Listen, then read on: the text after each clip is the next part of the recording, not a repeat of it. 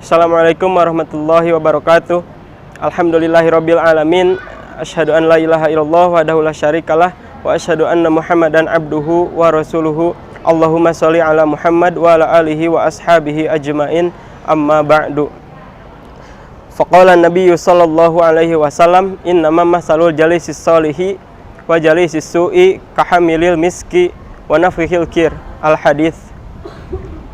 Puji serta syukur marilah kita panjatkan kehadirat Allah Subhanahu wa taala, yang mana atas rahmatnya kita masih diberikan jatah umur yang insya Allah kita pergunakan dalam rangka tawassobil haq tawassobis shob. Kemudian tidak lupa sholawat serta salam selamanya tercurah limpahkan kepada junjungan alam, kepada Nabi rahmatan lil alamin, yakni Nabi Muhammad sallallahu alaihi wasallam, kepada para sahabatnya, para tabi'in tabi'atnya, sampai kepada kita selaku umatnya. Ikhwatul iman rahimakumullah, sebagaimana yang kita ketahui bahwa sekarang ini kita sedang berada di fase menuju akhir zaman, fase di mana dari zaman ke zaman itu semakin buruk, sebagaimana sabda Rasulullah dalam hadis riwayat Bukhari, sesungguhnya tidak akan datang suatu zaman melainkan zaman tersebut akan lebih buruk dari zaman sebelumnya sampai kalian bertemu Tuhan kalian. Nah, pertanyaannya, apa yang menjadi penyebab dari semakin buruknya zaman ini? Di dalam Kitabul Fitan disebutkan bahwa penyebab semakin buruknya zaman ialah dikarenakan manusia sudah tidak menunaikan hak Allah. Apa yang dimaksud dengan hak Allah? Di dalam kitab Fathul Majid disebutkan bahwa Rasulullah SAW pernah bersabda, hak Allah yang ada pada manusia ialah anta'budullaha wa la tusyriku bihi syai'an. Hak Allah yang ada pada manusia yaitu Allah, atau kita menyembah kepada Allah, kita beribadah kepada Allah, dan kita tidak menyekutukan Allah dengan sesuatu apapun. Ini hak Allah yang ada pada manusia. Kemudian apa hak manusia yang ada pada Allah? Nabi menyebutkan, an la yu'adzibuhu man la yusyrik bihi syai'an. Allah tidak akan menyiksanya bagi siapa saja yang tidak menyekutukannya dengan sesuatu apapun.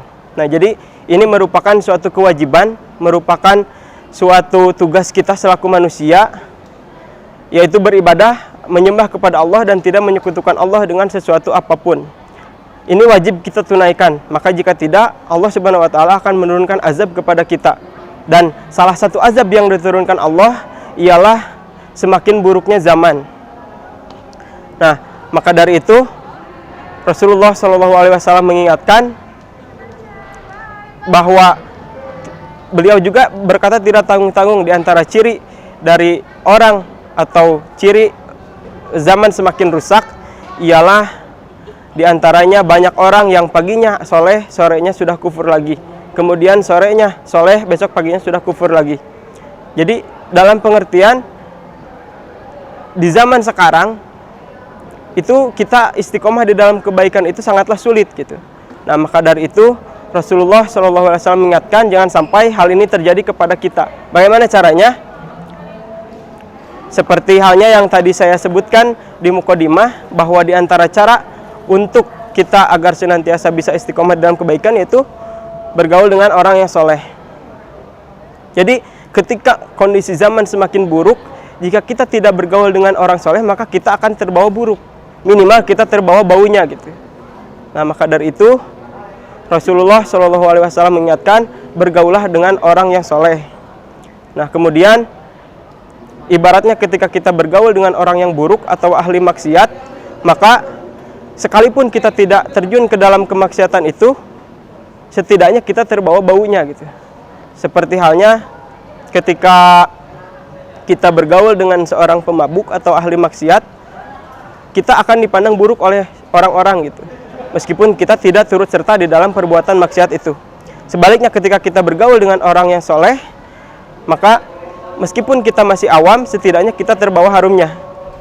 Nah, contohnya yaitu seperti ketika kita bergaul dengan para ulama, meskipun kita belum paham ilmu agama secara utuh, maka setidaknya kita terbawa harumnya gitu, terbawa solehnya. Nah, maka dari itu Rasul memberikan tamtsil atau perumpamaan bahwa orang yang bergaul dengan orang yang soleh yaitu kahamalil miski, seperti orang yang bergaul dengan penjual minyak wangi.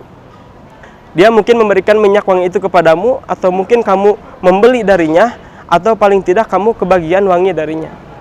Nah, sebaliknya ketika kita bergaul dengan orang yang buruk atau ahli maksiat contohnya, maka Rasul gambarkan itu karena fihil khir, seperti orang yang bergaul dengan seorang pandai besi gitu.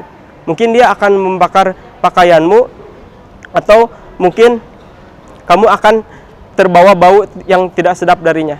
Nah, jadi ini peringatan dari Rasul, hati-hatilah kita dalam bergaul, marilah kita bergaul dengan orang yang soleh, karena di zaman yang buruk seperti sekarang, ini yang paling penting bagi kita yaitu beramal dan atau bergaul dengan orang yang soleh.